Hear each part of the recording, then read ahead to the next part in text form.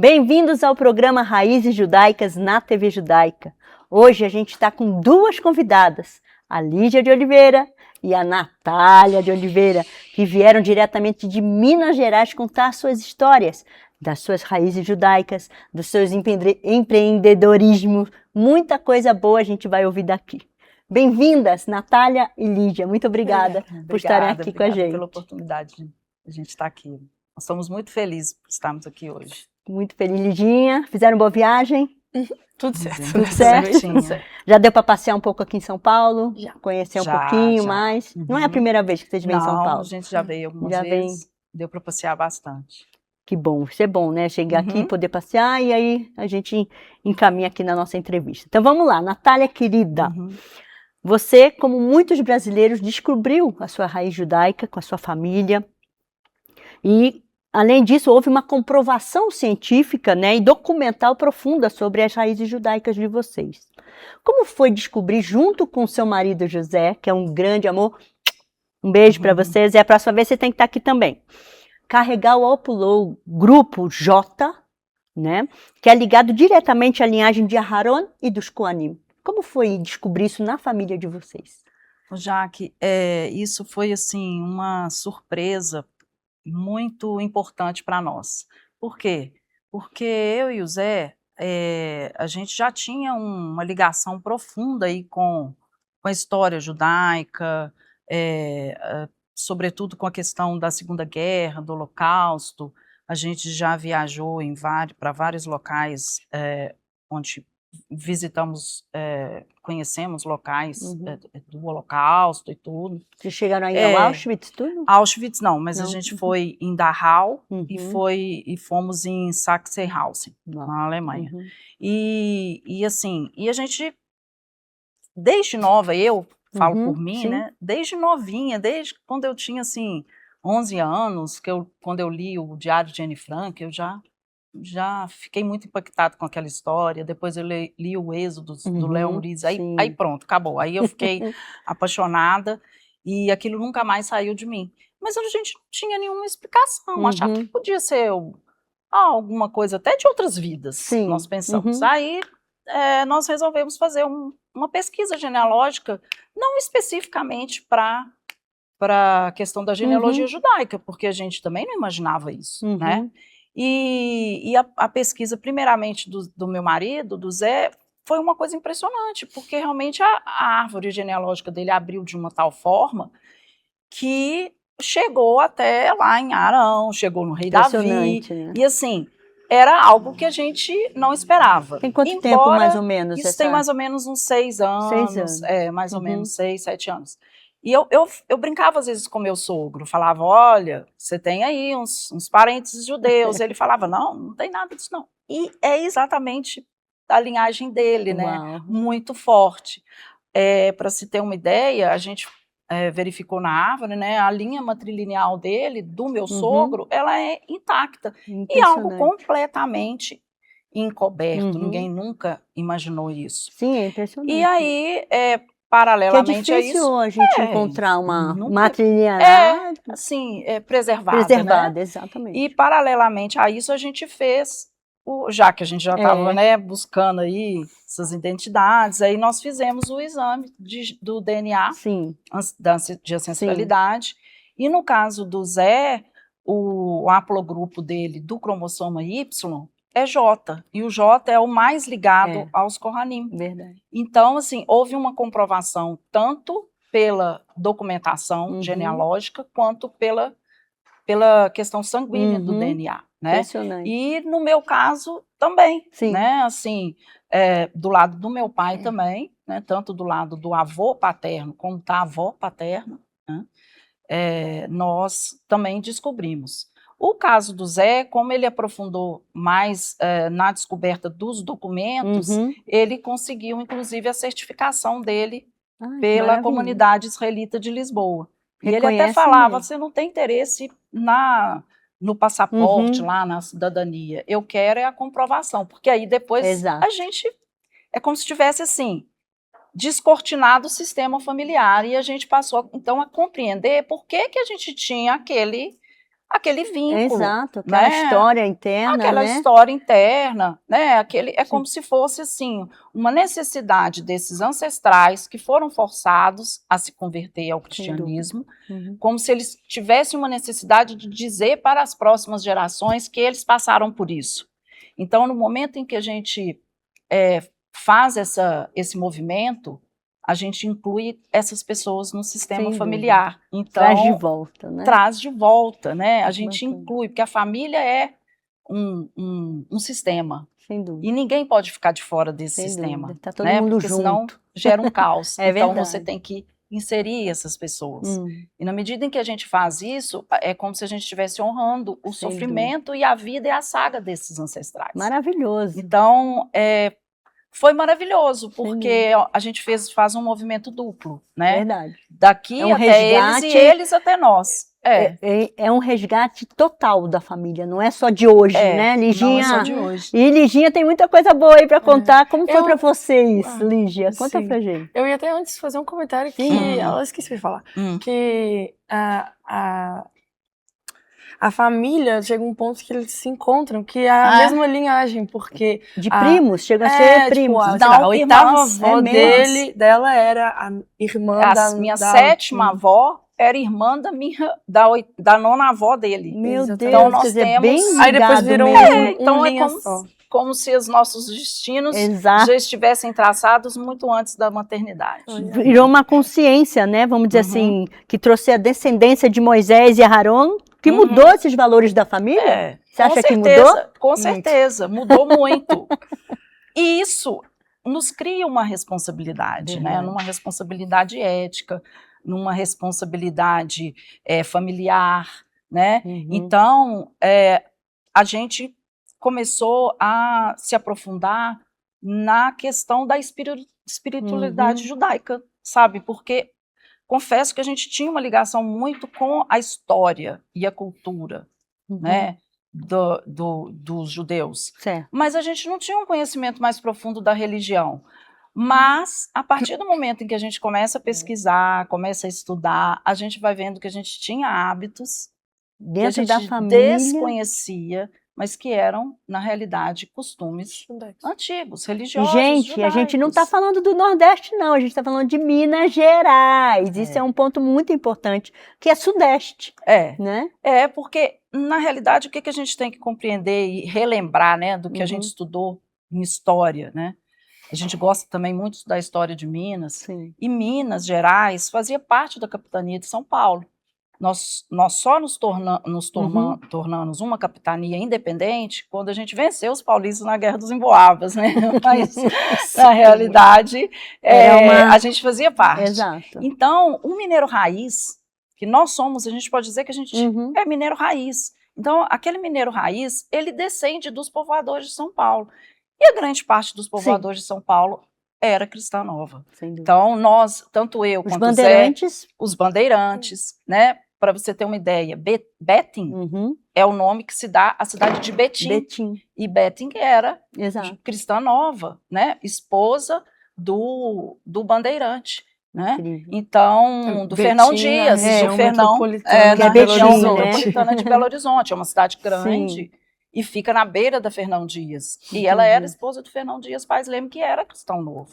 Então, na minha árvore, por exemplo, eu chego até os Tavares. Olha, do Raposo Tavares. Do Raposo Tavares. Né? A nossa querida Anita Novinsky já trouxe, comprovando. Já trouxe. Então, a Anita Novinsky, ela revela isso. Né? E eu acho que essa história é uma história que todos têm o direito de saber, Sem todos dúvida. Os brasileiros. Sem dúvida. Né? Assim, porque assim como a gente sabe das nossas origens europeias, nossas origens africanas, indígenas, a gente tem o direito de saber que também temos origem judaica. Exato. Então, eu acho que isso tudo contribui para esse despertar. Sem né? dúvida. Então, foi essa descoberta mudou a vida da gente. Né? Mudou então, muito ou pouquinho, Liginha? Mudou muito. Conta um pouquinho, olha, a Liginha está aqui, ela vai contar pra gente. Ela entrou numa das melhores faculdades do Brasil, que é o FMG. Né? E no curso mais maior concorrido, que é a medicina. Conta pra gente um pouquinho como tem sido equilibrar, né, esse rigor acadêmico com a sua busca também espiritual. Bom, então, a gente estava até conversando antes, né, sobre ser 8 ou 80, e eu tenho um pouco disso. Mas, então, no começo do curso era toda hora, eu não dou conta disso, não dou conta daquilo, então eu tenho que, vou lidar só com o lado acadêmico, só que depois a gente vê que tem que equilibrar os dois, né? E aí eu comecei a aprender hebraico, e aí isso também foi me motivando a voltar mais para o estudo da questão do judaísmo, e agora eu posso dizer que está bem equilibrado, né? Muito equilibrado você, mesmo. né, decidiu, né, Lígia, ir participar do... Sempre foi medicina o seu sonho? Não, nunca foi. Conta um pouquinho pra gente desse segredinho. Nunca foi. Desde pequena eu falava que eu não queria ser médica, que eu sabia o que eu não queria ser, mas não sabia o que eu queria ser. E aí, porque eu tinha medo de tirar sangue, de tomar vacina, de tudo. E aí, só que quando eu fui chegando perto de fazer o Enem, né, famigerado Enem, aí eu tive que pensar no que eu ia fazer. E aí eu falei assim, bom, o que eu quero pra minha vida? Eu quero muito conversar com pessoas, eu quero ser rodeada de pessoas, então, já pensei em ser professora, pensei em ser aeromoça, porque eu ia poder conhecer o mundo. Mas, aí eu falei, mas eu também quero ajudar pessoas. Sim. Quero fazer alguma coisa diferente, né, pra vida dessa pessoa. E aí eu falei, bom, então vou ser médica, eu vou fazer medicina. Demorei, mas consegui entrar no curso. E aí agora eu tô me sentindo muito bem. Eu acho na que isso faculdade. demonstra a sua resiliência, sem né, dúvida. Lígia? Porque entrar numa universidade pública hoje, curso de medicina, ampla concorrência, é muito difícil, e ela foi resiliente. Parabéns, coloca a voz. Me diz uma coisa, Liginha, me dizem aí, né, que religião e ciência não se mistura muito, não. Como você é acadêmica, né, e tua mãe também é uma doutora, aqui, estamos aqui juntos, como que vocês veem essa união, né, da academia com a espiritualidade, com a religião, com a ciência? Como que vocês enxergam isso hoje? Eu acho que isso não é muito verdade, assim, porque na minha área, pelo menos da medicina, né, eu não sei na área da mamãe, mas na área da questão da medicina, muitas vezes a gente fala assim que não, tem que se basear na ciência, que a ciência vai resolver tudo e é a medicina que vai resolver, que vai fazer aquela questão daquele paciente, digamos, né? Só que não adianta só a gente achar que é a gente que vai resolver tudo, que é o médico que vai resolver, que é o enfermeiro que vai fazer a diferença, ou o pesquisador. Porque se o paciente também não acreditar, ele não vai adiantar de nada isso tudo. E a maioria das vezes o que faz o paciente continuar ali, né, perseverando e acreditando que amanhã vai dar certo, não, eu vou passar por essa cirurgia, eu vou sobreviver. É ele achar que tem alguém tomando conta dele, que tem alguém maior que todos nós que toma conta dele e que vai estar guardando, né, o dia dele de amanhã. Então, eu acho que é um mito, né? Isso é mito, isso não é verdade. Dentro do direito, mais ainda, mais né? ainda, né? Assim, muito mais que o direito, até por ser uma ciência humana, né? Assim, a gente tem muito essa questão, né? A gente trabalha muito com a filosofia, né? Então a gente trabalha muito com essa questão de um suposto conflito entre a fé, né? E a ciência, a fé e a racionalidade, né? Mas muitas vezes a gente vê que determinadas explicações são, ou elas só são viáveis a partir da fé, né? Eu acho que isso... E a questão da fé, já que eu acho que é muito a nossa conduta, né? É a nossa conduta com o próximo. Nós fazermos, né, o melhor para o próximo, eu acho que isso já por si só já é um exemplo de amor a Deus, né? Sem amor dúvida. A um ente maior, porque é isso que ele quer de nós, Sem né? dúvida. Ele quer que nós nos amemos, mas amemos ao próximo sobretudo, né? Então, a conduta do dia a dia, né, é que faz com que essas crenças limitantes do tipo ciência não se mistura com fé, com espiritualidade, elas caiam por terra. Que bom, né? Porque muitas vezes, e é tão impressionante que a gente vê muitas vezes pessoas, às vezes, que se dizem ateias, mas elas possuem uma conduta tão maravilhosa, tão ética, tão correta, que na realidade elas têm uma vinculação com Deus, talvez elas ainda não tenham descoberto. É verdade. E muitas vezes a gente vê o contrário, infelizmente, Verdade. pessoas que, né, se dizem muito religiosas, muito espirituais, E mas com não trata condutas, bem o exatamente, próximo, não tem uma desumanas, né? conduta ética, né? Exato. Na realidade não tem essa conduta humana que a gente Exato. gostaria que todo mundo tivesse. Falando nesse viés dos direitos humanos, mais Uhum. ainda, quando você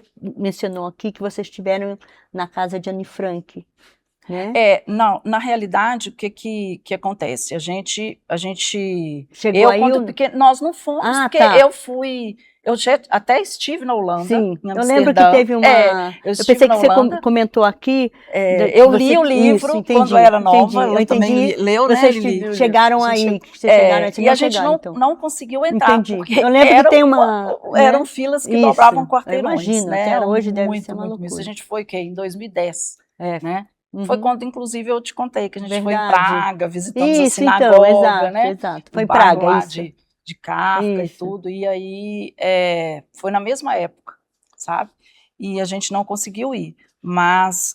Isso, nessa época, vocês também já estavam na procura ou não tinha A ainda? gente não tinha uma procura, Uhum. embora, na realidade, a gente tinha esse vínculo. Entendi. Um vínculo profundo, tanto que Vocês estavam ali, né? a gente foi ali e nós fomos depois nos roteiros da Segunda Guerra Uhum.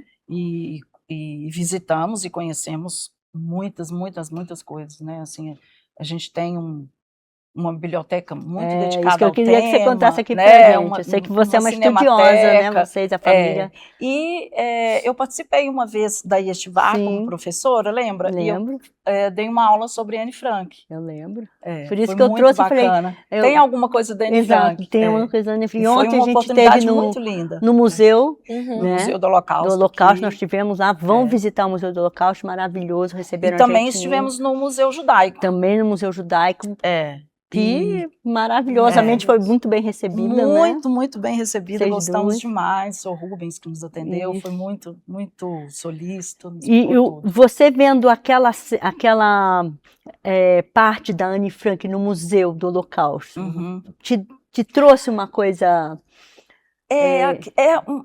Olha, é uma sensação de pertencimento. Isso. Eu lembro, sabe? A palavra é essa, naquela... né? A sensação de pertencimento.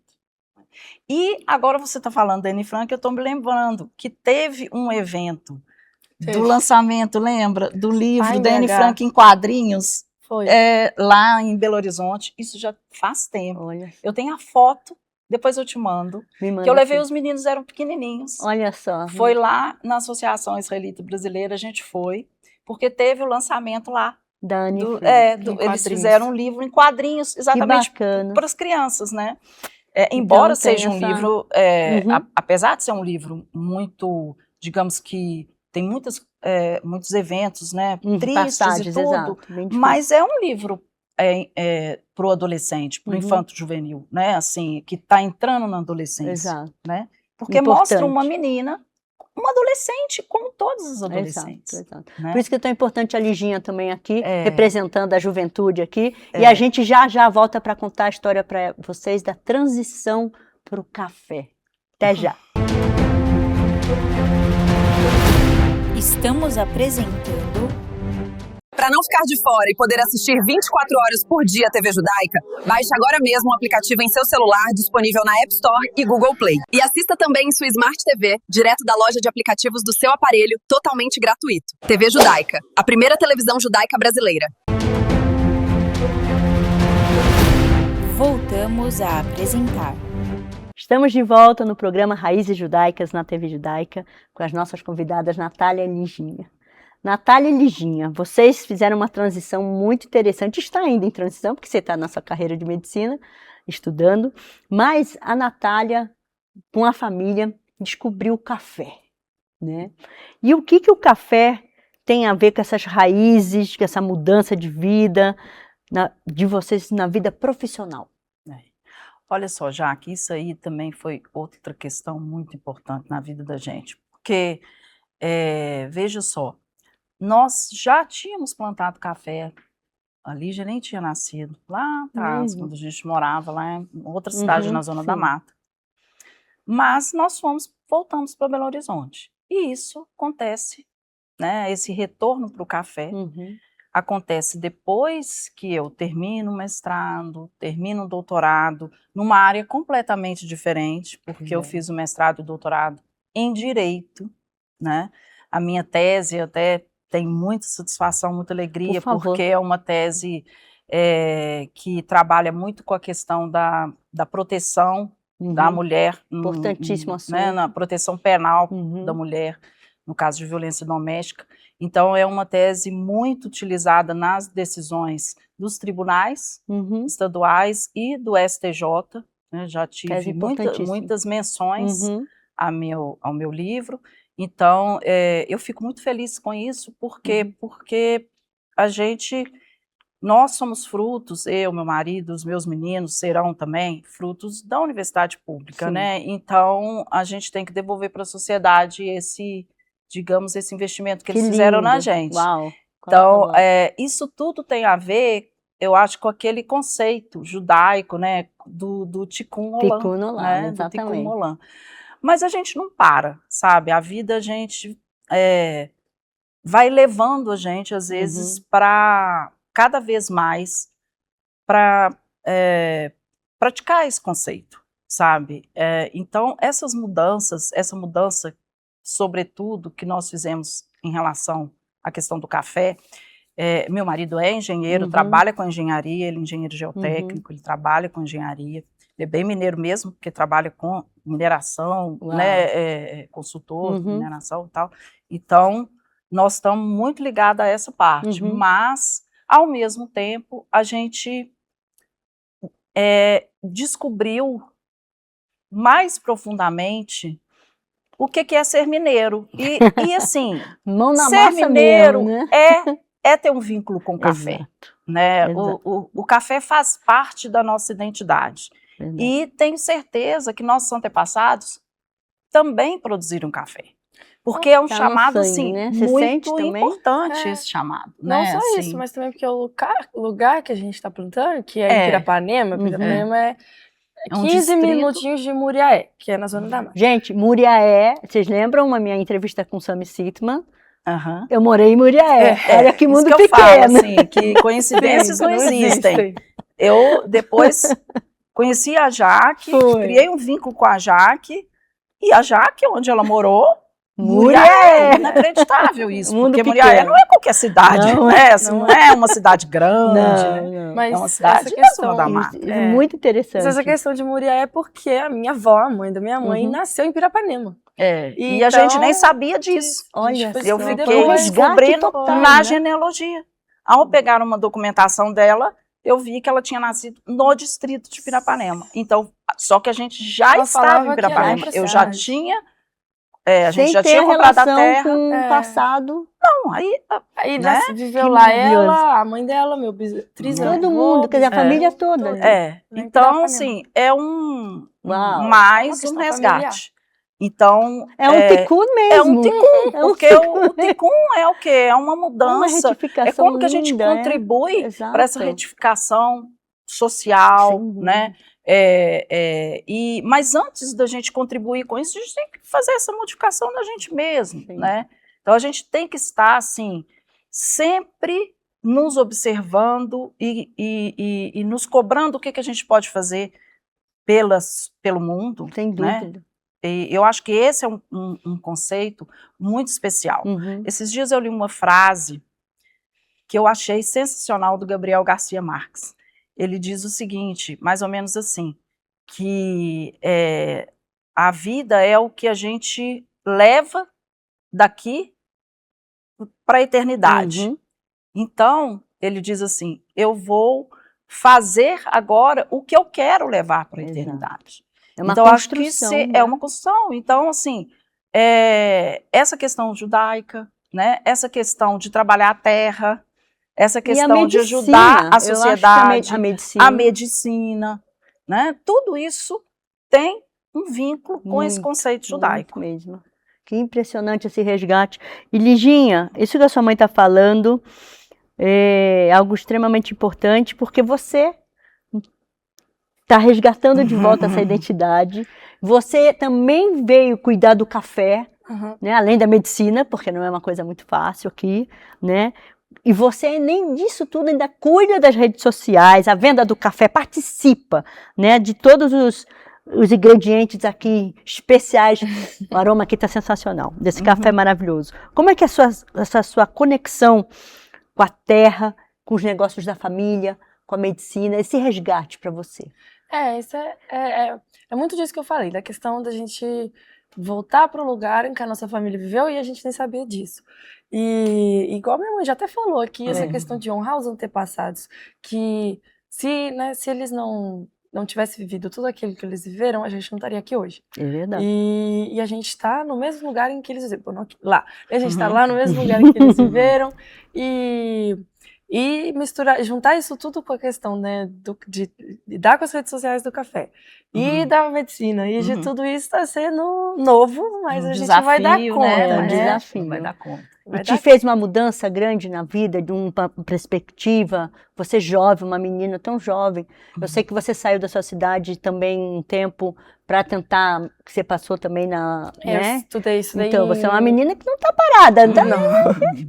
Conta para esses pícales que você já tem judaico aí, que a gente chama. A gente não pode ficar parada. Eu passei primeiro na UFRJ. Isso. Em Macaé. E aí fiquei morando lá por 2 anos. Mas aí continuei estudando pro vestibular e aí passei.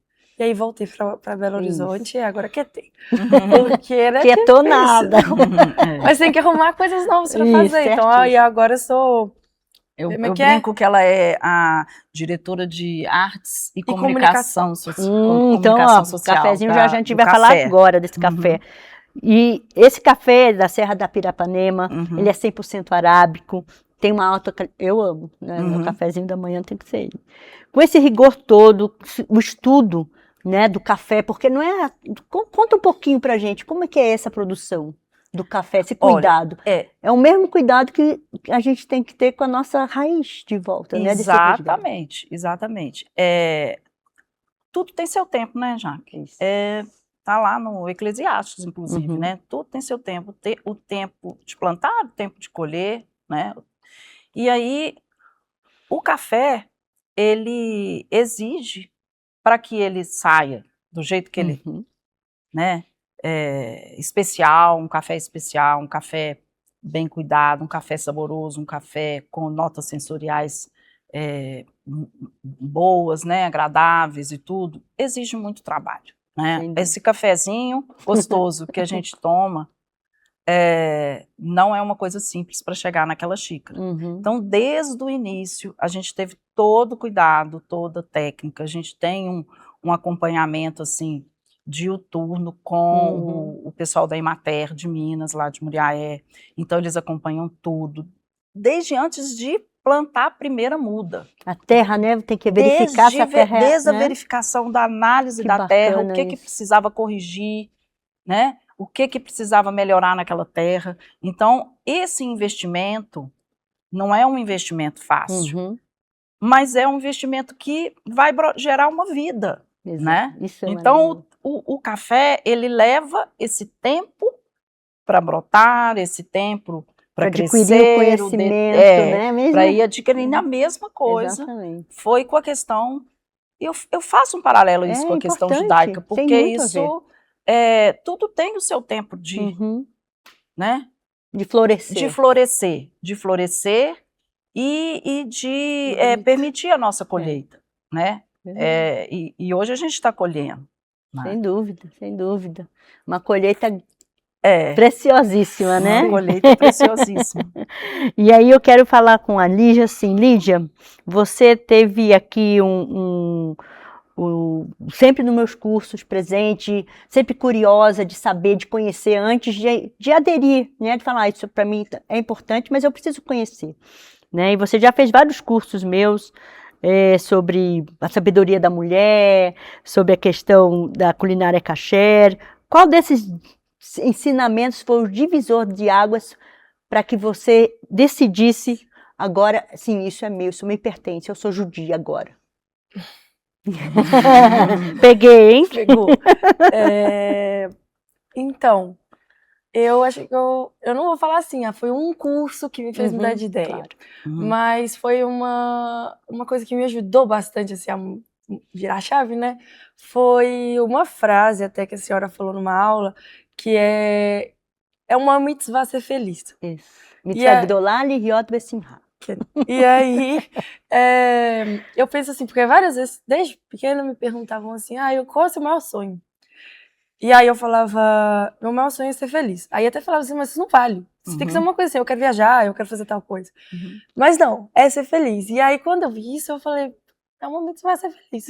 Então eu vou ter que dar um jeito, né, de conseguir isso. E aí, me aproximando justamente dessa questão do judaísmo, eu fui ficando mais tranquila, em paz e mais feliz. Mais feliz. E até... Já que minha mãe parafraseou alguém, eu vou parafrasear também. Por favor. O Guimarães Rosa, né? Sim. Ele tem uma frase dele que fala que o que a vida quer da gente é coragem. E aí, assim, coragem pra quê?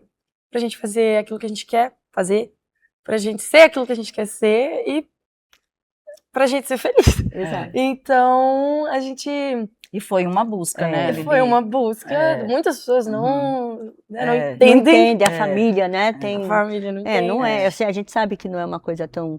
E esse retorno nosso, Jaque, passa pela Lígia. Sem dúvida. Né? Porque a Lígia é a continuidade. Sem dúvida. Então, assim, quando ela realmente percebe, aí eu acho que ela vai contar isso, né? Assim, que isso é a vida dela, eu não tenho nem palavras para descrever como que isso me deixou mais tranquila. Sem dúvida, sem eu dúvida. falei assim, eu tô mais feliz. Feliz, mais tranquila. Eu volto a perguntar mais um pouquinho do café, porque eu acho que ele tem muito a ver com o judaísmo, com essa busca de vocês, esse retorno, um retorno de um resgate de identidade na terra que era da família de vocês. É uma descoberta tanto para você, quanto para o Zé, quanto para a Lígia, o seu filho Zé também, Pedro. Zé Pedro, né? E esse contato com a natureza, esse trabalho, essa paz que trouxe para vocês, vamos dizer, na busca. Vocês acham que vocês encontraram como se fosse uma terra prometida que estava ali escondidinha e vocês resgatam isso? A gente sempre fala isso, né? Assim, a terra que brota leite e mel, né? Então, assim, Pirapanema é para nós, né, uma terra que brota leite e mel, porque é a terra das origens. A gente retorna às origens. Numa certa medida é para o Zé também, porque a família dele é também da mesma região, né? E o café, ele permite, né? Ele tem uma rede digamos, ele alcança muitos valores. Não é simplesmente o café, mas é o trato com a terra. É o cuidado com a terra. A gente vê, por exemplo, no judaísmo, que nas festas judaicas tudo é movido, né, pelas plantações, pela terra, pelo contato com a terra. É incrível isso. Todas as vezes que a gente reza o Shema e fala, né, aquela parte da chuva tardia, da chuva precoce, da chuva tardia, darei erva para os seus animais, no seu campo. Então, assim, a gente, na mesma hora, a relação que se faz com a terra. Então, a gente tinha que estar ali, né, para que a gente pudesse cumprir esse tikkun mesmo, né, realizar essa em toda a sua dimensão, a gente tinha que estar ali. A gente tinha que estar ali. E Perfeito, é muito impressionante, porque foi mesmo. No mesmo momento, né, nós simbólico demais, nós compramos ali mais ou menos em 2021, e começamos a desenvolver, e muitas vezes eu e meu marido, indo para lá, a gente fala assim, não é coincidência, né, Zé, é alguma coisa que estamos, né, que está nos movendo, não tem o que, aquilo, a gente, tem mais o que... eu quero carregar comigo o que é melhor para a nossa vida. E é onde a gente encontra esse cafezinho? Nada vá. Nada vá. Já a gente vai falar desse cafezinho onde a gente vai encontrar. É fascinante mesmo essa busca e essas raízes, e coincide muito com essa mudança de vida de vocês, esse resgate. E aí eu quero que daqui a pouco você contem pra gente principalmente a Liginha, de uma viagem incrível que você fez. Já a gente vai voltar para esse bloco, terceiro bloco, com uma emoção muito grande com a história da Liginha. Estamos apresentando TV Judaica em Foco é um programa que traz informações de qualidade, reflexões atuais e uma visão ampla sobre os temas que impactam o nosso dia a dia. A cada edição exibe entrevistas com personalidades do Brasil, de Israel e de diversas partes do mundo. O programa também conta com reportagens exclusivas produzidas pela equipe de jornalismo da TV Judaica. Programas inéditos vão ao ar às terças e quintas-feiras às 22 horas, com reprises aos sábados às 23 horas e domingos às 21 horas. Baixe agora mesmo o aplicativo em seu celular, disponível na App Store e Google Play. Moço, por que o senhor tá correndo feito louco? Não posso perder o programa em Foco, vai começar às 21 horas.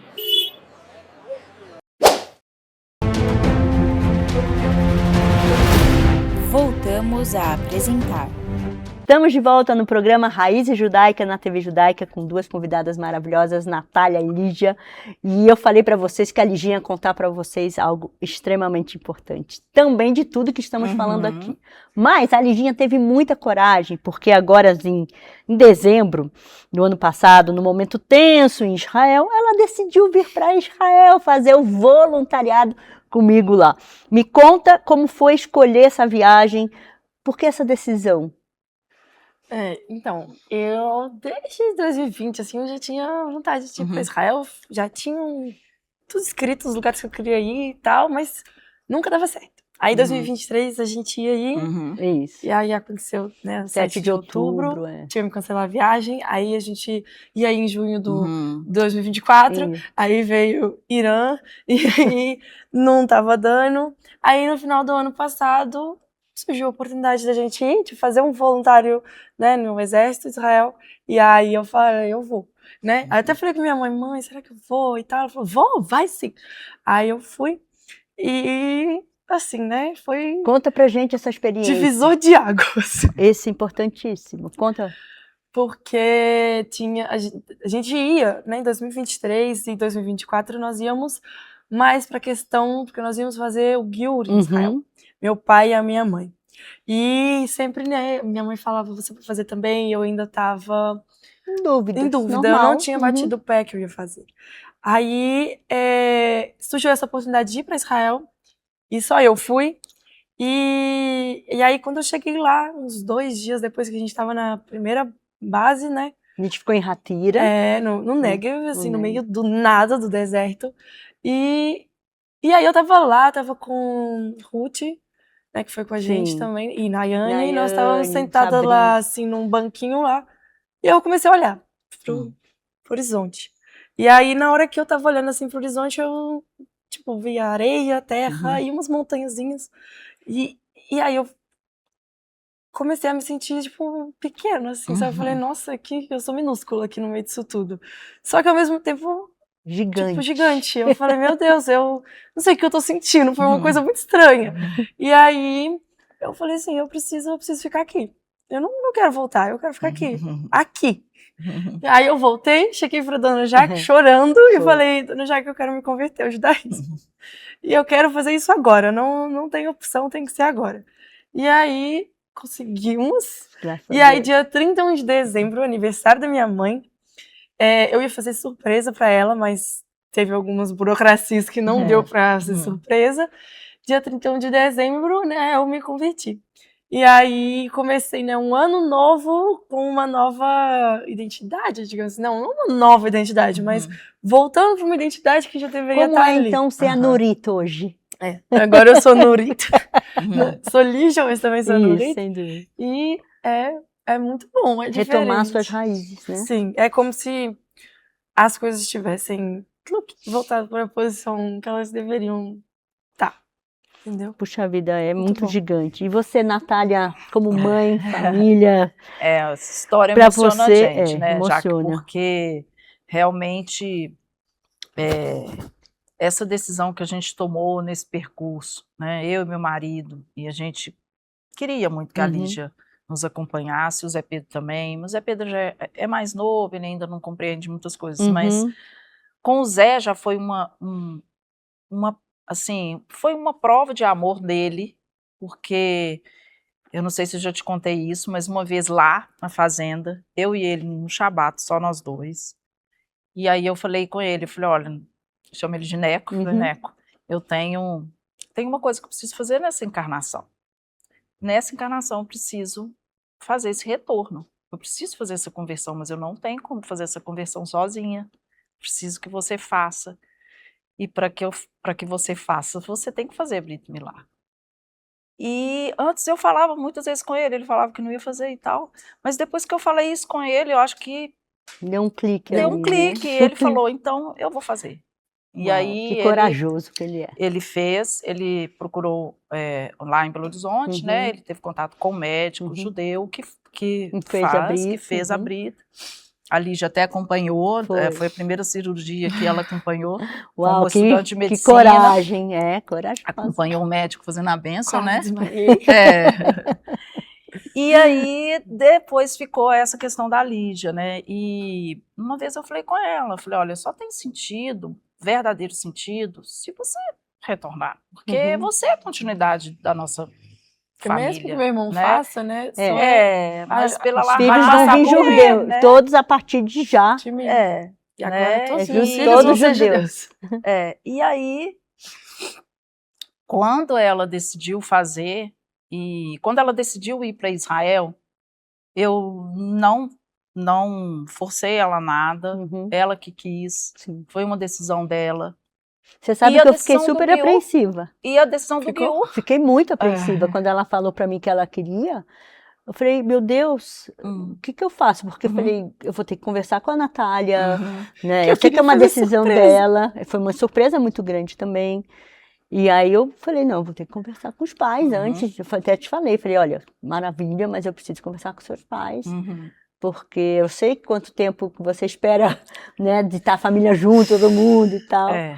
Mas você foi testemunha, lindo, né? Já que muitas vezes mandava mensagem, a gente conversava. Muito forte. E assim, esse retorno da Lígia foi assim. Eu acho que eu falei com ela, eu acho que ela acabou de abrir o sistema, né? Assim, é aquele sistema que precisava ser floresceu. 100% aberto. E aí, de novo, a gente faz a analogia com o café, exato. né? Então, não tem como não. Isso foi...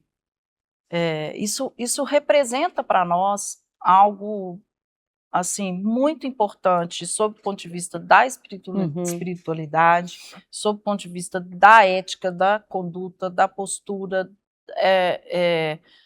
de uma postura em relação ao mundo, a nós mesmos e ao mundo, sabe? E esse depoimento que a Lígia fez aqui, lindo.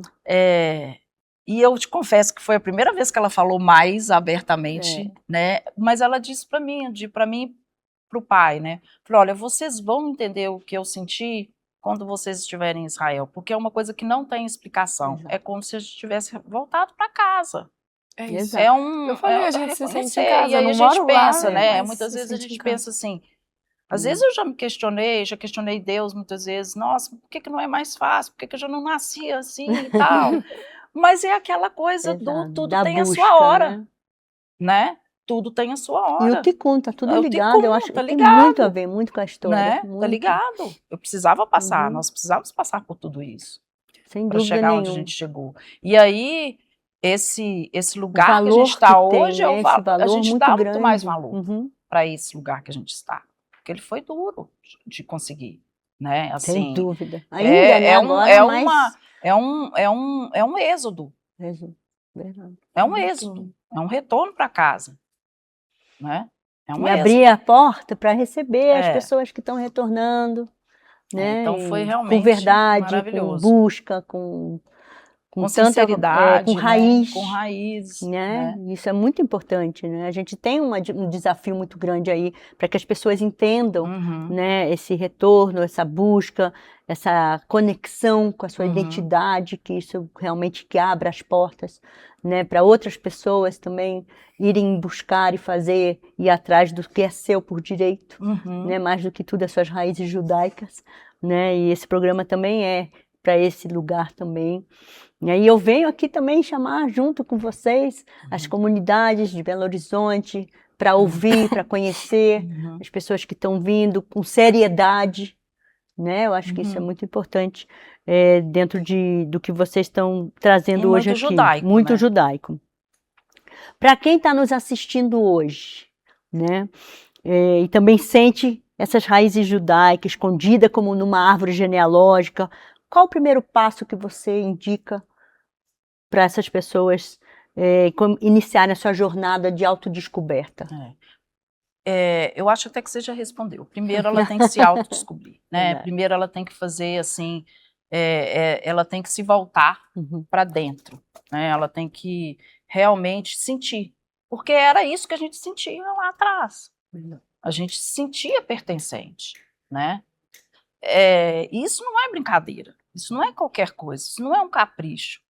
Não foi uma, nem duas, nem três vezes que eu, na terapia, às vezes chorava, falava assim, nossa, coisas que eram inacreditáveis, o que eu sentia, assim. Então, era algo que me fazia sofrer. Buscar, né? Vamos era uma trazer, busca. Exato. Era uma coisa que não tinha explicação.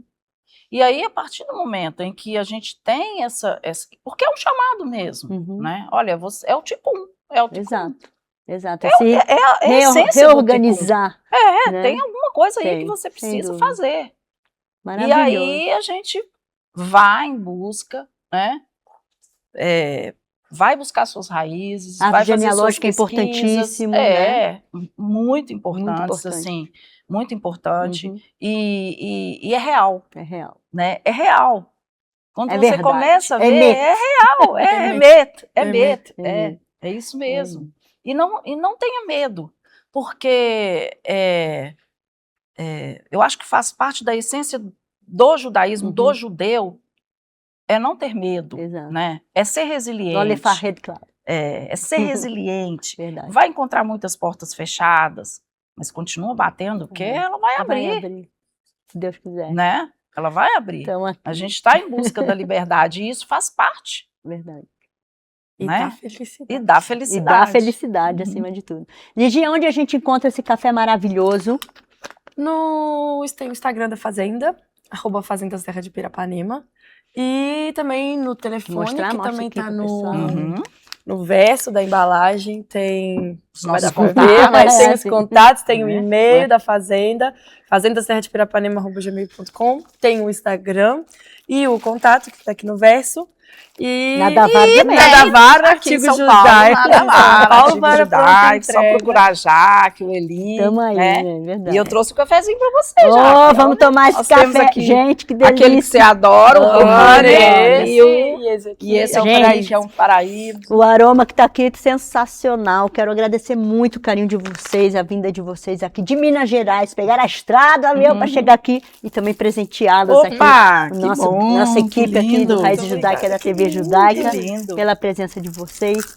Muito obrigada a vocês que participam aqui com a gente. E esse é o nosso Raízes Judaicas. Muito obrigada, um grande beijo. Shalom.